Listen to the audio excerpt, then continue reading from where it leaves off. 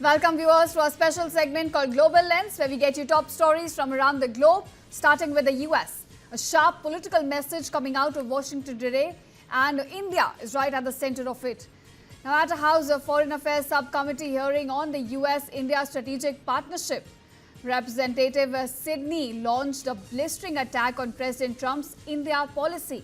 She said that the Biden administration had handed Trump a bilateral relationship at the height of its strength, but that, in her words, and those gains have now been flushed down the toilet. And this is because of Donald Trump's personal grievances.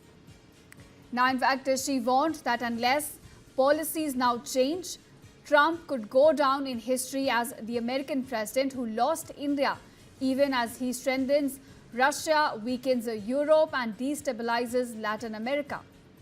In fact, she further criticized the 50% tariffs imposed on New Delhi, the stalled leader-level meetings, and also the $100,000 fee imposed on H-1B visas, 70% of which are, of course, held by Indians, again calling it a direct attack on the decades of people-to-people ties between India and US. Now, the Congresswoman also alleged that Trump's obsession with a Nobel Peace Prize and not America's long-term strategic interest is driving this shift in the India policy, and that the damage to the partnership could be far from laughable now.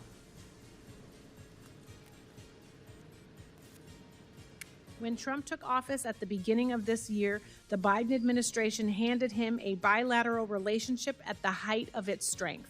A revitalized Quad, a budding defense tech partnership, and a trusted supply chain partner. These were hard-earned accomplishments and the product of strategic discipline from our two countries. And then what happened? Flush down the toilet, the capital that Americans have built over decades in service of Trump's personal grievances and at the expense of our national interests. And unless he changes course, Trump will be the American president that lost India, or more accurately, that chased India away, while revitalizing the Russian Empire, while breaking up the transatlantic alliance, and menacing Latin America. That is not a legacy any president should be excited about having.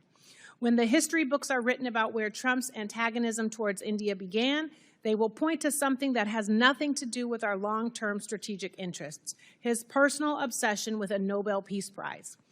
While that is laughable, the harm that it will cause is not.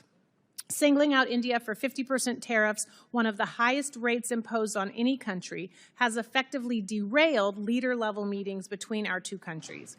Yet the 25% tariff rate that has attributed to India's imports of Russian oil look pretty pointless when Steve Witkoff is striking backroom deals with Putin advisors to sell out Ukraine in exchange for some business investment. There have been real strategic costs to this protracted trade negotiation.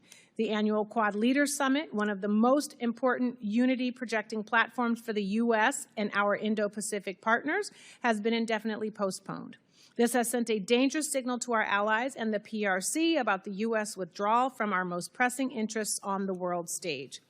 And beyond tariffs, Trump has also attacked the people-to-people ties between the U.S. and India. The $100,000 fee on H-1B visas, 70% of which are held by Indians, is a rebuke of the incredible contributions Indians have made to science, technology, medicine, and arts in the United States.